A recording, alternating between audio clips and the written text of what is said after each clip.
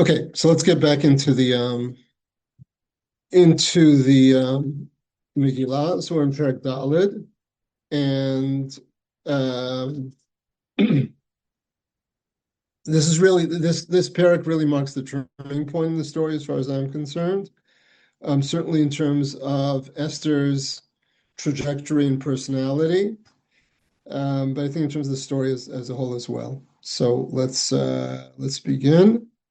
So the pasuk says, "Mordechai yada et kol asher na'asa, ויקרא מרדכי את בגדיו ילבש שק ואפר ויצא בתוך העיר ויזעק זעקה גדולה ומרה."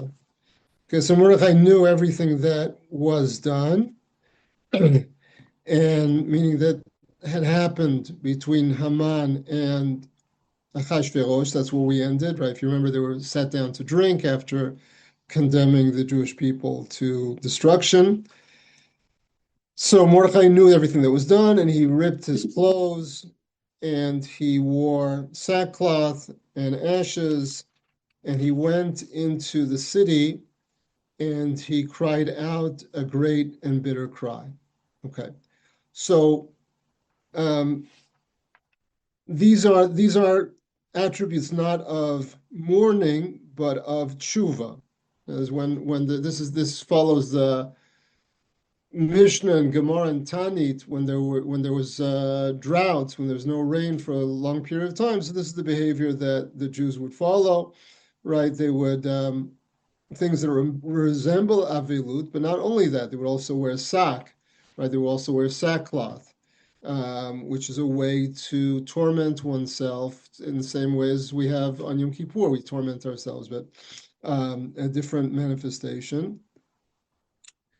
And besides that, you go into the town square. That's something that they would do as well. And that's what Mordechai does. So exactly how he knew is not clear. And there are messengers we saw that were sent out, but it sounds like Mordechai knew more, as we're going to see soon. That he knew more. He knew the whole story, including the transfer of money, et cetera, et cetera. So the question comes out: how did he know? So Rashi says that he must have had a supernatural way of knowing, and once that's the case, so then he would know the background as well. If you look at Rashi, Balachalom Amalo Sheskimu Helionim Lekach. So the master of the dream, right, either God himself or an angel, right, let him know that they agreed up above. The angels agreed to this. לפי שהשתאבו לצלם בימי נבוכדנצר ושנהנו מסעודת אחשוורוש. Because they bowed down to the idol in the time of Nebuchadnezzar, as opposed to Achashverosh. So Nebuchadnezzar wanted the Jews, wanted everybody to bow down to his idol, and also that they drew benefit from the Seuda of Achashverosh, which again, according to tradition, included vessels from the Beit HaMikdash. So not only did they participate in such a ceremony, but they were so removed from the mourning for the Beit HaMikdash that they actually enjoyed the Seuda. So that's Rashi. There is I don't know if anybody saw the Al Sheikh. Did anybody get a sense to see the Al Sheikh? No? Okay, so the Al Sheikh says something fascinating. First of all, I'll ask you the question: what did Mordechai yell out? Any idea from the psukim? Any idea what Mordechai yelled out? Was it just like a cry, like a cry of noise? Like, did he So, actually yell so, out so that, words? yeah, so good. It could well be. It could well be. In other words, if we don't see any words here, and we're not going to see in the next verse either. So it could just be a wordless cry. In fact, I think in Mitzrayim, when the Jews yelled out, it also doesn't say what they yelled out. So that wouldn't be, um, too unusual. But the also says something else. He says there is something that you can understand here as as a cry, um, and he says the last word, umara. That's what he said, right? Tzaka gdola. What was that tzaka gdola? Umara. That's what he would say. Now, what was he trying to do by that? So the Alsha has a thing which actually makes a lot of sense, that it says that Mordechai knew, right? At this point, we don't know that the Jews know much at all, right? In the previous verse, Ayir Shushan Navocha. So most of the Mefarshim said the Jews were just confused. They didn't know what was going on. There was just all this movement going around, and there was perhaps a rumor that had to do with the Jews, but they weren't clear exactly, right? It's not, it doesn't say atzuva. It doesn't say they were sad or mourning or anything like that. But Mordechai knew clearly more than everybody else, and yet he doesn't. It doesn't say that he told anybody. Right? All it says he's making a spectacle of himself, and so the Alshich understands that Mordechai wants the Jews to figure it out on their own. Why? Because if the plot, it comes out that the Jews already know the whole plot, right? So Haman's going to get worried, and he may precipitate the plot. He may get his people to kill the Jews before the decree allows, right? It's sort of like the walkie-talkies with Hezbollah in Lebanon. The timing was the way it was because someone apparently just found out in Lebanon that this was being hatched, and so they had to do it right away. So lahavdil, if the Jews had shown that they knew everything, so says the Al-Sheikh that maybe Haman would have reacted in a dangerous way. Okay, in any case, the pasuk bet v'yavo ad lifnei Sha'amelach ki ein lavo al Sha'amelach bilvush sak, and Mordechai's job, we said, was to be in the gate of the king, or his position anyways.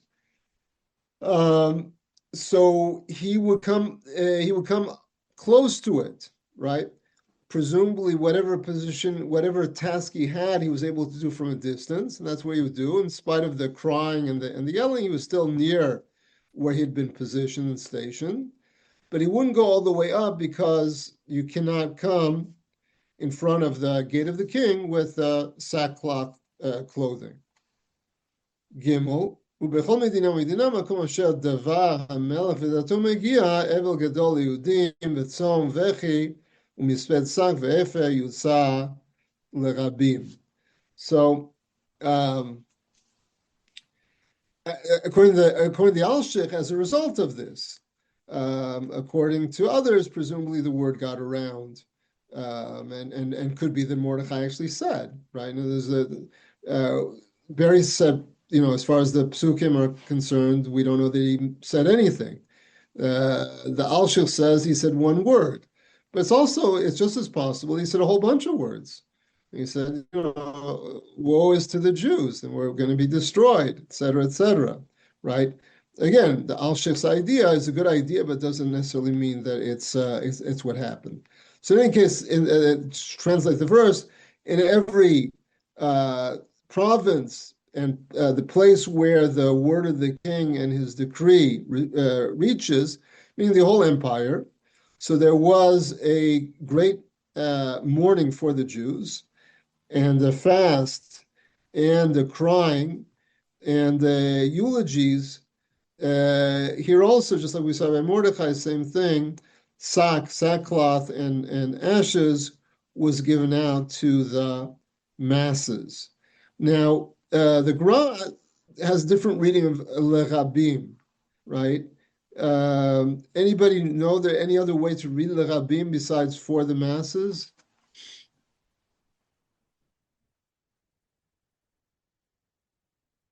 So what's the singular of Rabbeim?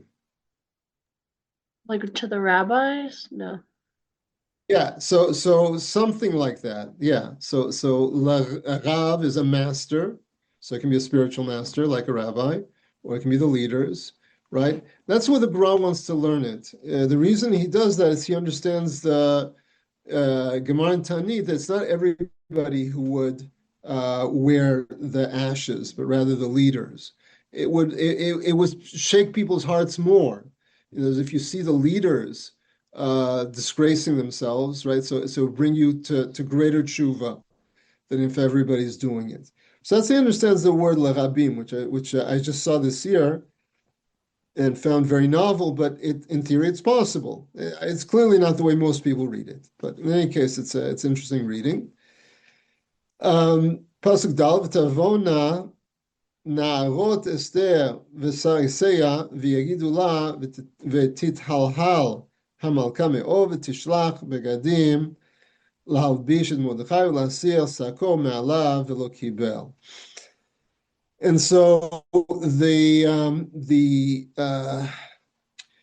young women, meaning the young servants of Esther, came as well as her eunuchs, right, her officers, and they told her what was going on with Mordecai.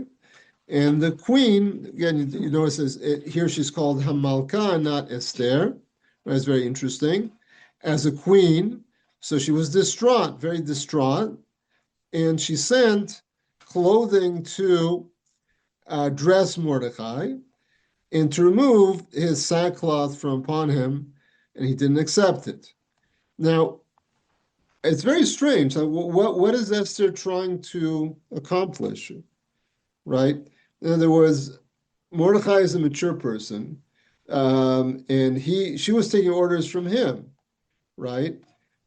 He decides to mourn and fast and whatever, and cry out, and she says the clothes are inappropriate, right? What does she have in mind? What do you think? Have you read that in the past? Understood that in the past?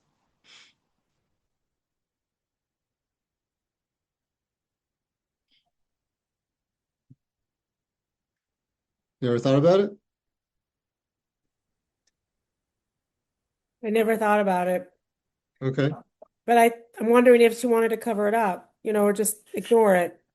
Ignore. So in order that it'll go away on its own? Yeah.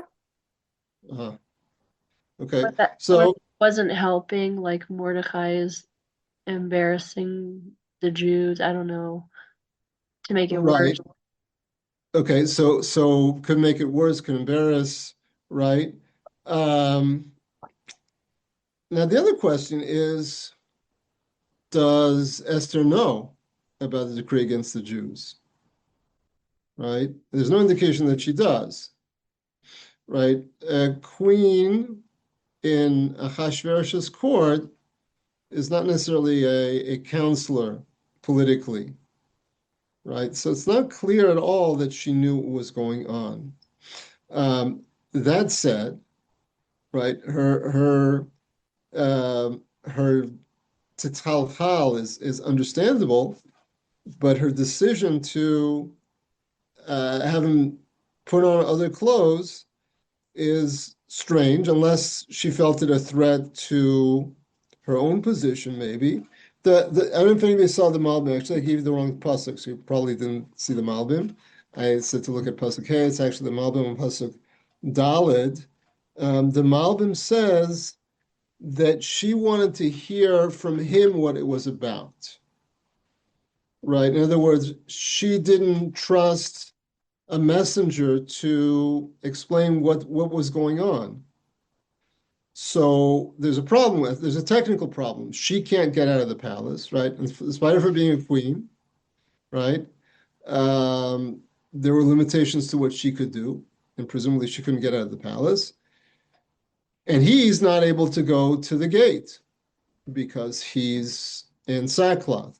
You'll notice, right, it doesn't say she wanted to get him to stop all the other things, just to get rid of the sackcloth. In fact, the way the Malbim reads is very interesting. He wants to focus on the word me'alav, lasir sako, right? Because the word me'alav is really extra, or it doesn't need to be said. We'd understood lasir sako, to remove his sackcloth. Why remove sackcloth from upon him? So what else could that mean? Me'alav.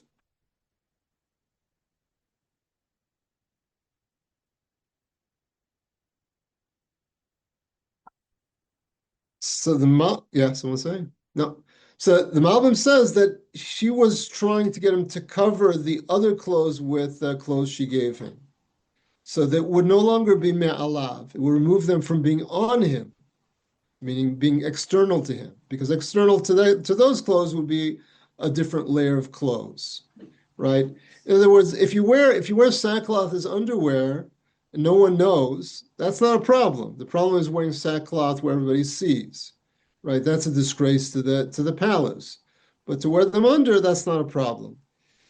So if the Malbim is right, then why doesn't Mordechai go along with it? So the Malbim says that Mordechai didn't want to take one moment away from doing tshuva. Right, in other words, he didn't want, the Malbim says, if you have the Malbim in front of you, you might want to take a look inside. Right before hey, the last line in Dalet, he says, Lo kibel, ki lo ratzah lahafsik rega mitachanunim. He didn't want to take a break for even a moment from his supplications. Why? Shezeh ke'ozev because it's like taking your trust from God and removing and placing it on people. In other words, placing Esther's strategy first before relying on God, right? So this is a little tricky here because we know we're supposed to do hishtadlut as well, right? We know with Yaakov, he has 3 different ways. When he meets Esav, to confront Esav, remember the 3? Some of you might have learned it with me. Where's this Parshat V'yishlach? Anybody learn V'yishlach with me? No? Are you asking what he did to Yeah, what were the 3 ways he assuage? prepared? Remember, Rashi says? He sent gifts. Yeah. He divided his camp. He sent, right? And he had some people walk in front of him and the rest behind, and then he sent gifts ahead. Yeah, And so then there's he did so there are 2 of the messengers. 3 strategies. One was Daron, was gifts, as you said. The other one was dividing his camp, which Rashi describes as preparation for war, right? The war Oh, strategy. You remember the third one? What's the third one? yeah, he davened. That's right. There you go. See, that's why the Malbim was worried that we're going to forget that. I should have led with that. So I mean, it's not unusual. All right, we're thinking like Esther, perhaps. Again, there's a tension there. So what the Malbim says is not so simple that you don't leave your tachanun for 1 minute to do hishtadlut, right? Because according to that, so Yaakov should have only prayed, right? And the Malbim is well aware of that. So perhaps he would say in this particular case, it was different. Mordechai was different. However, we want to understand what's going on. But what's nice about the Malbim is it gives us an approach to understand what's this debate about. Like, why is she sending him clothes to begin with, and why is he refusing? Right? The Megillah doesn't really fill us in on that. Okay, so Pasuk Hey, ותקרא אסתר לחתך מסרסי המלך אשר העמיד לפניה ותצווהו על מרדכי לדעת מה זה ועל מה זה. So Esther called to Hatach from the ministers of the king that he placed in front of her, and she commanded him about Mordechai to know what is this and about what it is, about what it is, right? In other words, what is this behavior? She may never seen it before, right? And it was I told this a Gemara in Tanit. Esther never learned Tanit, right? So what she just sees is really wild behavior. So she wants to know, what is it? What is this behavior? Is that do Jews behave like this? And she also wants to know what caused it, right? So those are very valid questions. I mentioned that the verb letzavot that we saw before a couple times, right? We see different people commanding different people. Up to now, in terms of Mordechai and Esther, it's been Mordechai commanding Esther. So here she's not commanding Mordechai yet. She will soon. She's commanding Hatach, who's a servant. She's the queen. She's allowed to command him about Mordechai to get an answer. Right? I need an answer about these two questions. Now, some of you might know that Hatach, according to at least one statement in Chazal, is Daniel. Okay, so that would make him trustworthy. Right, how she found out, she got him, whatever. It's interesting because you'll notice up until now, in the previous verse, she was not dealing with the king's servants. She's dealing with her servants, right? The people that told her about Mordechai were her young women, as well as her ministers, right? Here she gets Hatach from the Sarisa Melech, who he placed in front of her. Okay, anyway. Pasuk Vav. V'yitzeh Hatach el Mordechai al Kachov ha'ir, asher lifnei Sha'ar Melech. So Hatach went out to Mordechai, to the Rechov ha'ir. Rechov, I hope you know, doesn't mean street in biblical Hebrew. It means the plaza, the town square. That was in front of the gate of the king. That's where Mordechai was. Okay? And Pasuk Zayin, V'yaged lo Mordechai et kol asher karahu v'et parashat hakesef asher amar Haman lishkol al ginzei hamelech b'Yehudim le'avdam. So we see here that Mordechai knew everything, right? Because this wasn't part of the decree. The decree had nothing to do with the money. That was like a sleazy deal in the back. It's not something that Achashverosh wants people to know. And you notice that Mordechai is spilling all the beans to Hatach, which is presumably one of the reasons that Chazal feel there's Daniel, right? This Hatach is being very trusted both by Esther and even more so by Mordechai. Okay, so in any case, he said to Mordechai said to him that which happened to him, right? And the story of the silver, the money that Haman had said to weigh out to the treasury of the king for the Yehudim in order to destroy them. Okay, also, this is the other part that Mordechai is telling Hatach, right? We mentioned before a couple of times that pasuk is not necessarily a sentence. So the sentence that Mordechai began in pasuk Zayin continues into pasuk Chet. So he also told him that Patshegin Ktav Hadat asher nitan b'Shushan lahashmidam natan lo. Actually, it's narrative. It's going back into narrative. Still the continuation, but it's back into narrative. That Patshegin Ktav Hadat asher nitan b'Shushan lahashmidam natan lo. להראות את אסתר ולהגיד לה ולצוות עליה לבוא אל המלך ולהתחנן לו ולבקש מלפניו על עמה. So, in the decree that was written with the law that was given Shushan to destroy, he gave to him. Now, Mordechai got a copy. So we know that presumably multiple copies, but not only did Mordechai know, as we saw in Pasuk Aleph, but he also was able to get a copy, which again, he's trusting Hatach this doesn't sound like something you're supposed to be doing legally. So he's giving a lot of trust in Hatach. So he gave him this Patshegna Ktav, this official document, to show Esther and to tell her, right? It's very interesting, right? Here also, why does he give the document, right? And take a risk, at least according to Peshat, especially if it's not Daniel.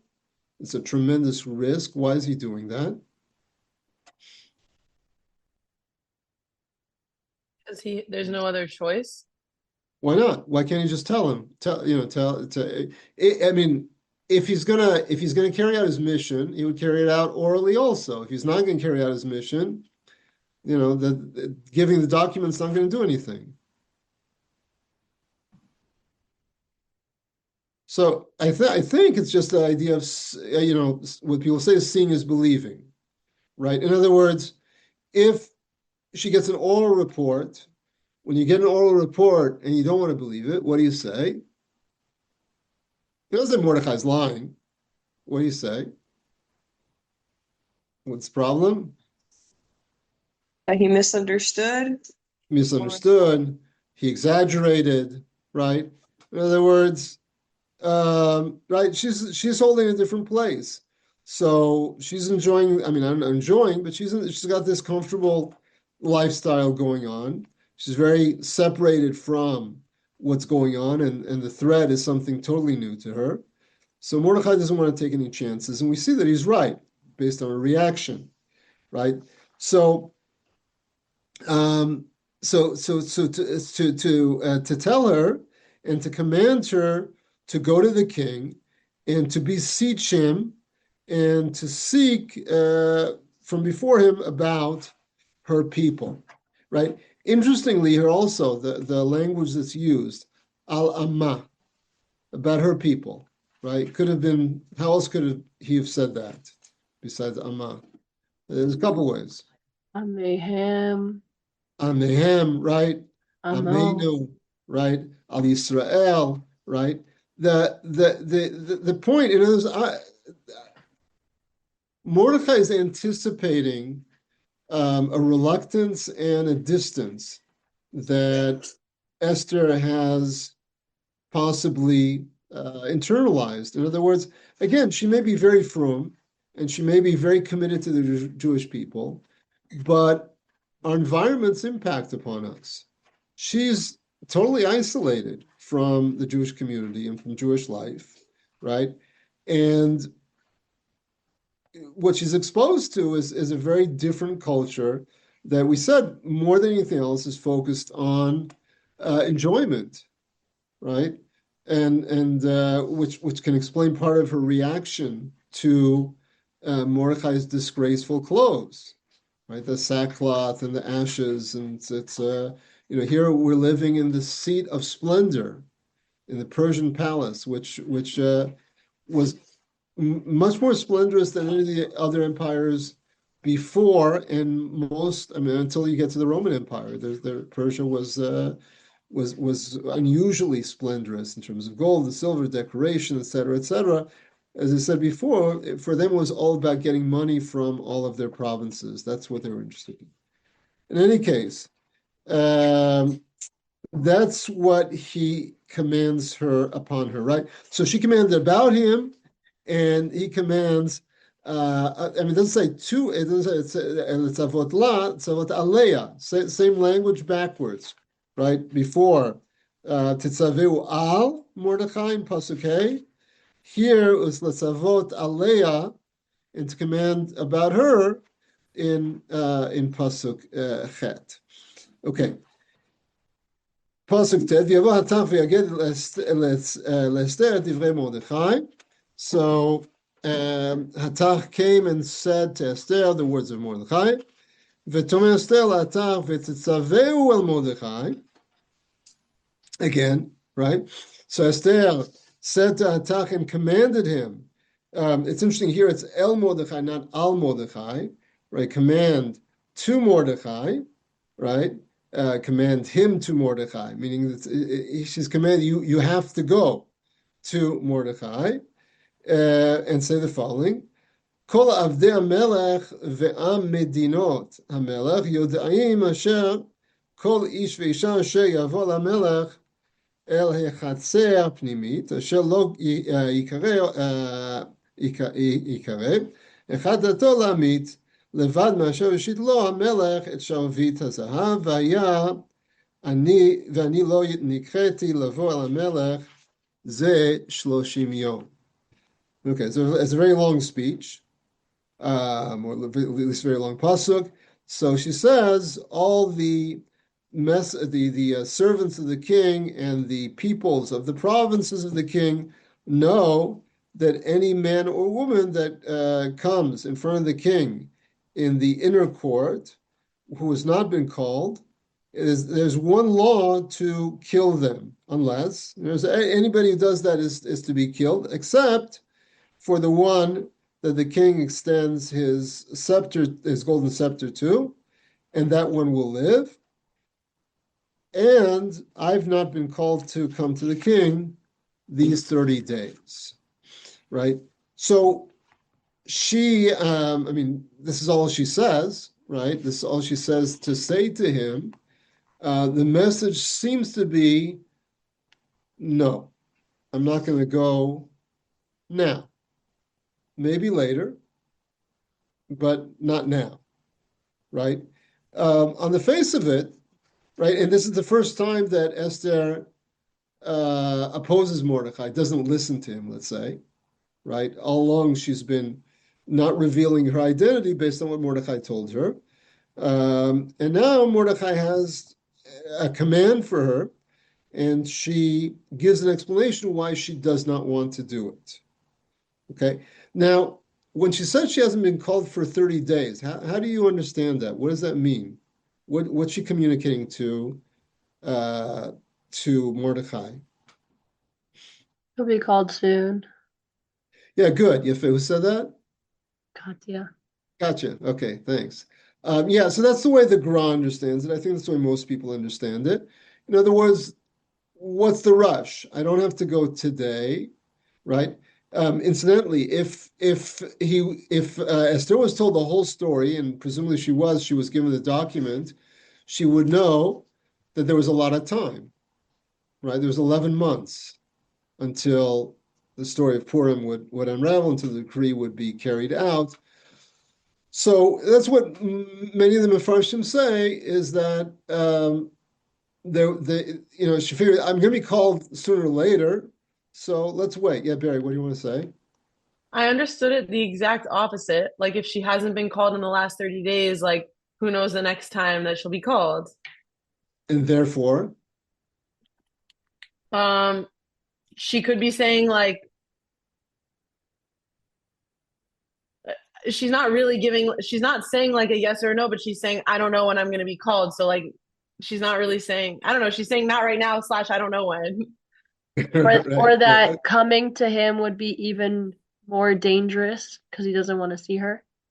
Yeah, so that's the way I understood it. Traditionally,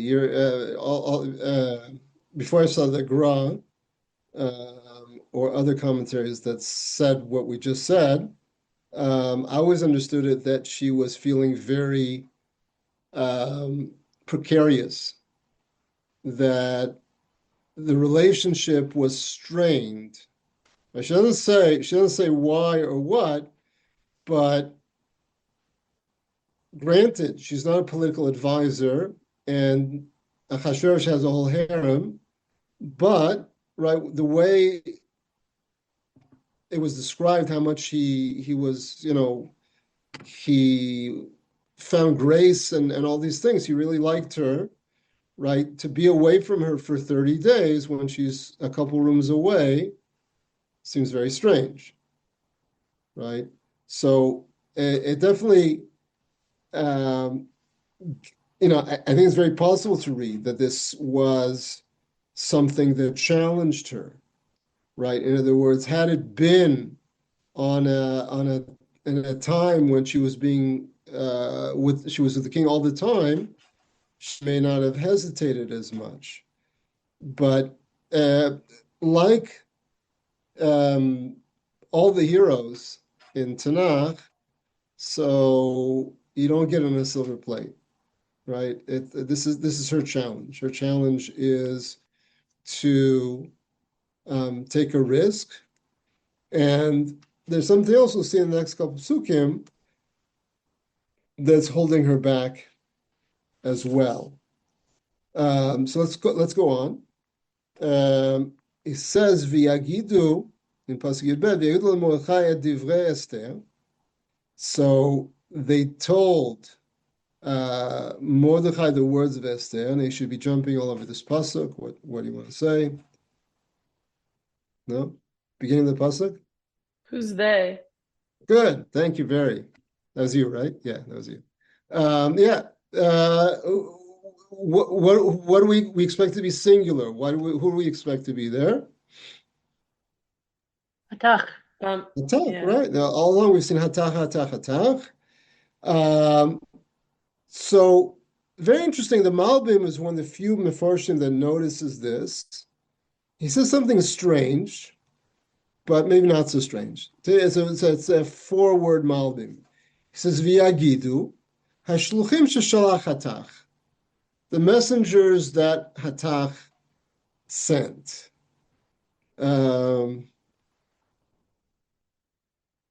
Why do you think he might have sent messengers?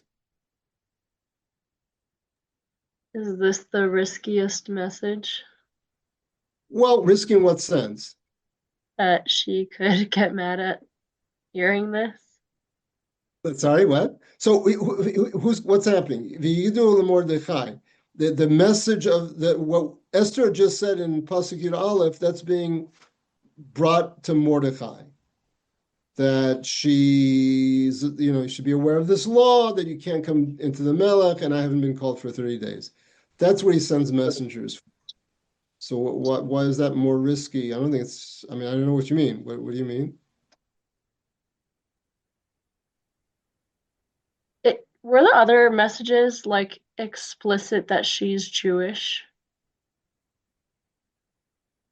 Well, Alama, right? That was Mordechai said she has to beseech for her people. So I guess that was pretty explicit there. Right. Okay. So I think he doesn't want to hear Mordechai's answer Mordechai explodes in the next couple of verses, right? Remember, we said that he's the one who's been commanded. He's like this senior rabbi leader type person, and she's a young woman, right? And granted, she's the queen now, but from a Jewish perspective, right, he's the one to tell her what to do. And she says, no. So that could be a reason why he's sending messenger. He's afraid of how Mordechai is going to respond. It's I remember in Harry Potter they used to call that a screecher. Right? You send a letter that screeches. So this is Mordechai would send a screecher to Esther, which he does. Others say that Daniel was killed at this point, right? So he was replaced, but it's not what the Malbim says. Tov. Pasuk Yud Gimel V'yomer Mordechai la'ashiv el Esther al tidami v'nafshech limalet beit hamelech mikol Yehudim. So he starts. Mordechai says to respond to Esther. He says to respond again. It's all by courier. Do not imagine your soul to be saved in the house of the king from all the Jews. A. B. Next verse. Kim hacharesh tachrishi be'et hazot. Revach v'tzala yamod leyudim makom acher, ve'at ve'beit avich tovedu, u'mi yodea im le'et kazot higat lemalchut. So Mordechai continued, right? But rather, if you are surely quiet at this time, so revach, space, and salvation, will come to the Jews from a different place, and you and your father's house will be destroyed. And who knows if it's for such a time that you've reached the monarchy to be queen, right? So he says a lot of things to her, right? Number one, you're not going to be saved if the Jews go down. Number two, if you choose to be silent, the Jews will still presumably be saved. And it could be that this is the whole point of your reaching this position. Okay? There's a bunch of things going on here that are of interest. I mentioned to you before about the different parallels between this and other Sfarim, and particularly with, we spoke about how Shaul was replaced by David with the language that Esther replaces Vashti. So here too, this language of Haresh Tacharish is a language that's used by Shaul. Shaul's greatest flaw, or perhaps his only flaw, but his fatal flaw, is that he is submissive. That even as king, as before he's king, that's fine. But once he's king, he's quiet too often. He's quiet fatally when people want to have the sheep of Amalek, right? They just fought against Amalek, they were victorious, and now they want to have a party, right? There's free steaks for several days, right? And Shaul's job is to say, no, you can't have it, right? So it's a very unpopular stand. And Shaul doesn't make it. He'd rather be quiet, right? Even before that, when he's king, the various people say, "Who is this guy, Shaul?" And also with them, he's quiet, right? So that seems to be his fatal flaw, and that's the reason that he is replaced by David. So many years later, right, comes along descendant of Shaul, and Mordechai is presenting her with this sort of déjà vu that it's happening again. You can repeat the exact same mistake of our previous monarch, right? You are exactly in his place. You are the queen. You have the chance to be silent and fail, or you have the chance to bring salvation to the Jewish people. There's two other things I want to point out in this pasuk. Number one, I'm going to ask as a question. Maybe you're in a position now to answer it. Mordechai says, if you don't do this, if you're quiet, then you and your father's house are going to be destroyed. Now, I understand Esther is going to be destroyed. She didn't do what she was supposed to do. But what does that have to do with her father's house? I mean, presumably, the father's house is talking about the line that goes back to Shaul, which includes Mordechai himself, right? Presumably, there are others to carry on the line. So, what's he saying over here? Maybe if she wouldn't step up to save her people, then by her not saving the Jews, it's like as if she destroyed her family's legacy. Yeah. Okay, good. How so? She's the last. She would be the last in line. Well, I don't know. Again, if you interpret that literally, her father's house, and you're right, it could be that's all it is. That we know that she's an orphan, right? So it could be specifically about her father, Esther's father. You're the last in line. Most people don't understand it to be speaking about a Beit Av in Tanakh, usually speaking about a bigger family. So people are understanding it generally as Beit Shaul, the house of Shaul. Right? So the Alshich says that if the trajectory continues as it does, and all sorts of Jews will be killed, right? Who's going to be blamed? Not Esther. Who's going to be blamed? Mordechai, No. King Ahasuerus. Shaul. Because Oh, how did this story happen? Because Haman is a descendant of Amalek, who Shaul spared, right? He spared the king. He spared Agag. And so that was a mistake. And now the mistake that was made through being quiet, by Shaul being quiet and not acting, right, can either be fixed, like it's going to be a tikkun for Beit Shaul through his descendant Esther, or it can be repeated to even worse consequence, right? And then the whole name of Shaul, the name of Benjamin as a whole, the tribe of Benjamin, which had a very tricky history. I mean, by this time, it's fairly forgotten, but meaning by the time of the story of Esther, it's fairly forgotten. But in Sefer Shoftim, there was a whole civil war between Benjamin and the other tribes, right? And they almost wiped out the whole tribe, the men, et cetera, et cetera. So Benjamin was always on somewhat of a shaky footing, and Shaul almost brought them back the glory, but then he made this fatal mistake, and now Esther has a crossroads, and he can go either way. One more thing, I said there's another thing I wanted to point out, and that is the last, and different Mefarshim understand it differently. Which time is that referring to? Who knows if for this time you reached the monarchy? Which time?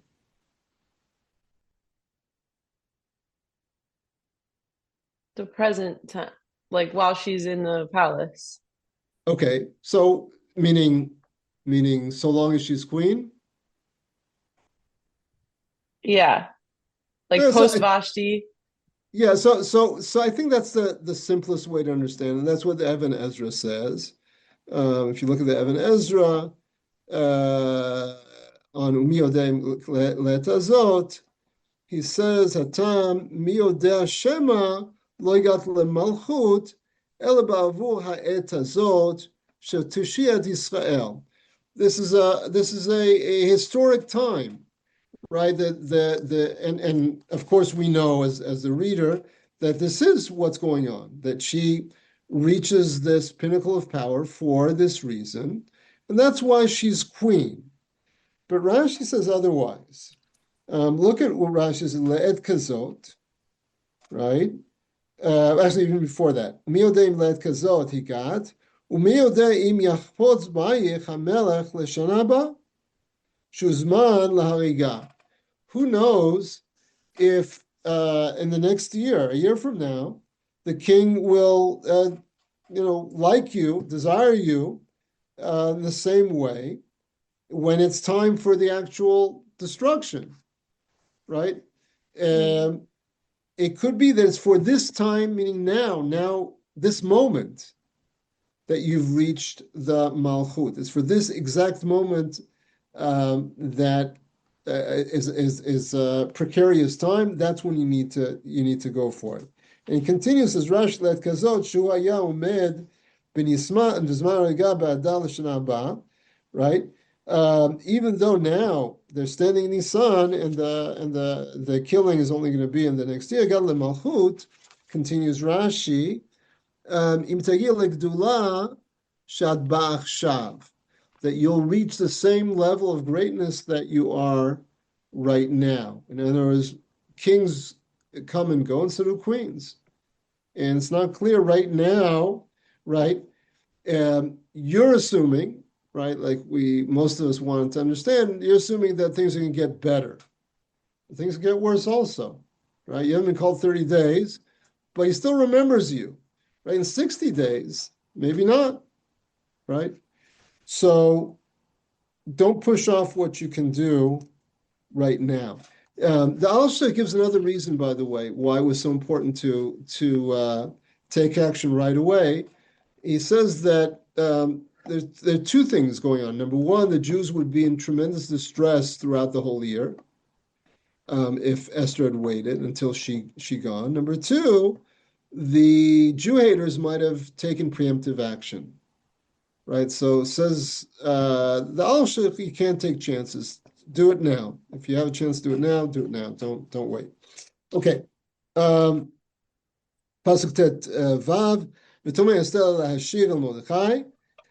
And Esther says to answer Mordechai, Lech kanos et kol Yehudim hanimsaim b'Shushan v'tsumu alai v'al tochlu v'al tishtu shloshet yamim laila v'yom gam ani v'navotai atzum ken uv'chen avo el hamelech asher lo kedat v'kasher avadti.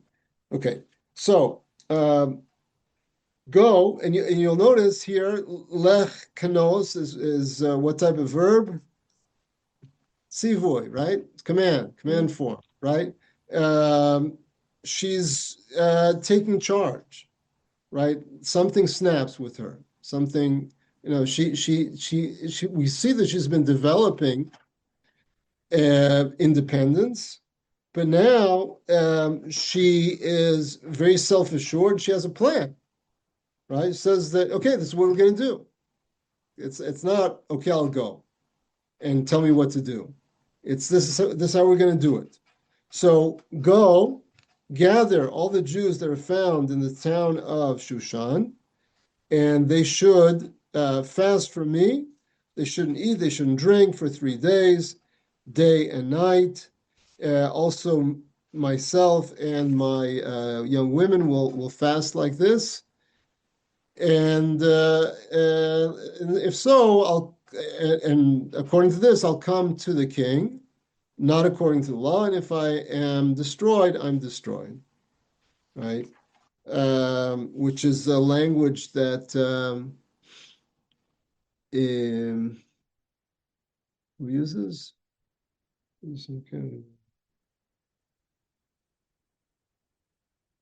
Forgot. Okay, it doesn't matter. So,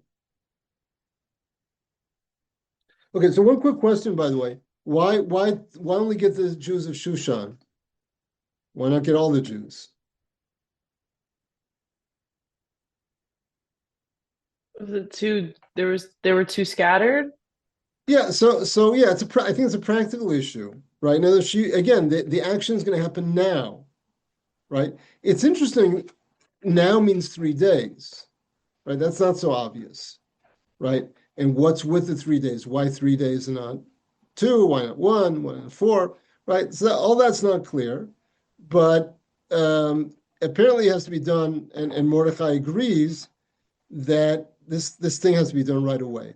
And we all know that the timing of the 3 days includes Pesach, right? So it's not only that they're going to be fasting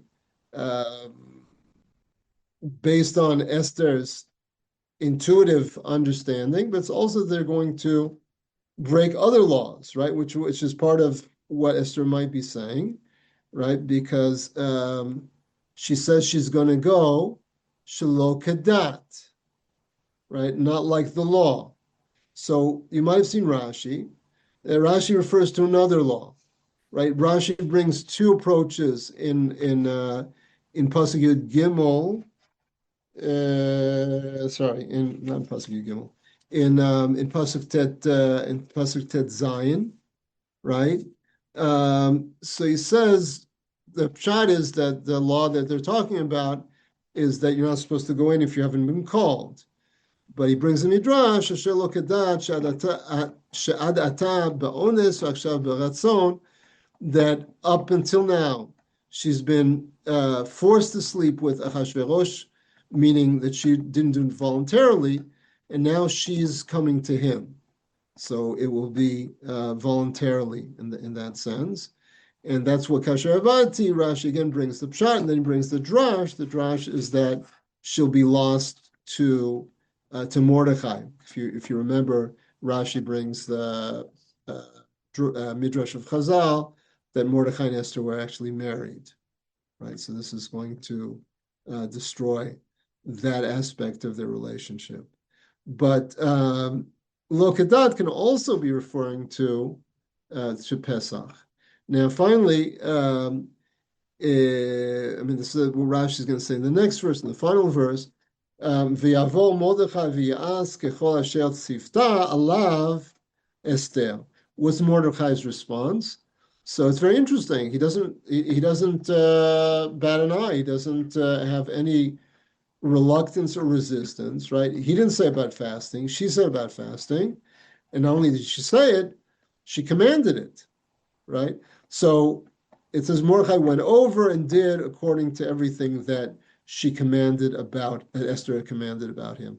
Notice, by the way, again, that it's Esther, not Hamalka, right? Before we saw that that when she refused, not when she refused, well, when she wanted to put the clothes upon him, that was Hamalka.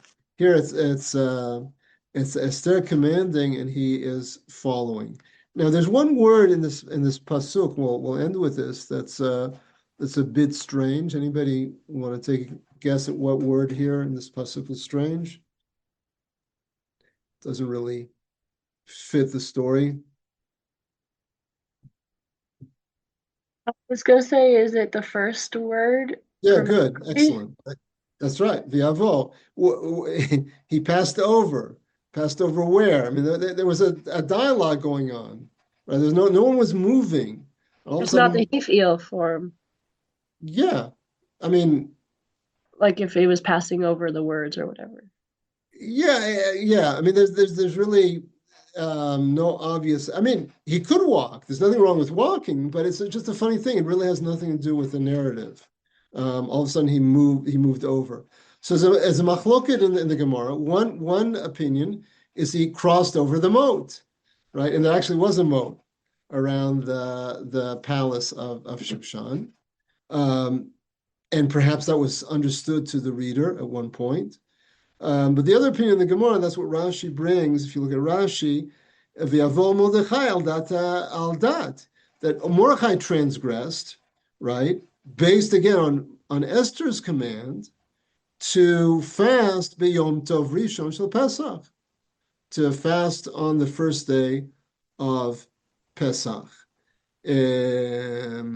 Right. He explains that the fast would come out on Yudalet Tetvav and Tet Zayin of Nisan, right? So I said, so here we have this real reversal in the story of Esther going from this quiet, submissive follower to this, leader personality who not only leads but initiates, right? Comes up with a plan that's also not just Mordechai is taking on a spiritual plan, but Esther's preface to the Hishtadlut is also with a type of spiritual preparation of fasting, right? How they fasted for 3 days without drinking, that I don't know, but presumably there's a way. Okay, any questions, comments? Yeah, Barry. I have two questions. For it. My first question is if it was the first day of Yontif, why? I understand they're saying that he transgressed, but wouldn't that be like counter? If it's a spiritual fast for her sake, wouldn't that be counterintuitive? Wouldn't celebrating Yontif be like the ultimate way to help her? Good, yafeh. So yes and no. Halacha is based on what generally is the case. And the Rambam says this in the Morning Nevuchim, but it's obvious because, like any law, it has to be built around the general situation. There always there's years and years and billions of people that, I mean, I don't know if there are billions of Jews throughout history. It's certainly millions and millions of Jews. The fact that Pesach is spiritually uplifting, let's say 98% of the time, or more or less, however you want, doesn't mean that it's always uplifting for every Jew. Now, I still have to do it. I mean, the famous situation about this is with avelut. If someone's an avel, God forbid, which happens soon to any of us, that you still have to keep Pesach or Sukkot or Shavuot, right? It pushes it off. But it doesn't mean that that's necessarily what's best for you. It's what's best for the tzibur, right? Esther intuited, just like Shlomo, when it came for a different occasion with the what do you call it? With the inauguration of the Beit HaMikdash, so they didn't fast on Yom Kippur that day, right? In other words, there's what's called a horat sha'ah, if you want, exception to the rule when someone of great stature intuits that the normal course of events is not what should be followed, even for the whole community in that particular case. So that would be what's going on there. What was the other thing you wanted to ask? Thank you so much. And then my second question is, isn't wouldn't it be problematic now if Esther and Mordecai are married, if we're going to learn it like as if Esther and Mordecai are married? Because if it's one of the three cardinal sins, she's supposed to die rather than willingly Right. approach Achashverosh. Right. So it's a good question. So when the Gemara speaks about the situation as a vera lishma, that was a vera l'shem shemayim. And it's interesting that at least Hasidic sources later on compare that to Aaron's participation in the sin of the golden calf, which is another one of the three, right? So I guess what it's very interesting, and yeah, I was going to say, yeah. So it seems like, at least in certain cases, very isolated cases, that even when it comes to the big three averot, obviously not something that people can take lightly, but there are certain situations where great people are able to follow their understanding that there can be exception to rules here also. That's Wow. Yeah. So these are both two big exceptions of it seems very exceptional. Yeah, indeed. Okay. Okay. All right. So see everybody next Sunday and the Sunday thereafter. So next week, like I said, we're gonna learn a little more. We're gonna learn Perek Hay and the first part of Perek Vav. Okay. So see everybody next week. Take care. Thank And you. Chodesh Tov to everybody. Bye-bye. Chodesh Tov, everyone. Thank you.